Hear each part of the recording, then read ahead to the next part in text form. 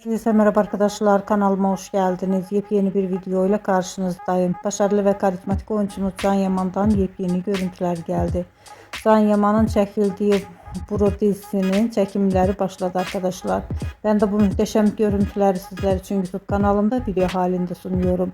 Umarım beğenirsiniz. Videomu beğendiyseniz kanalımı izlemeyi ve bildirim butonuna basmayı unutmayın.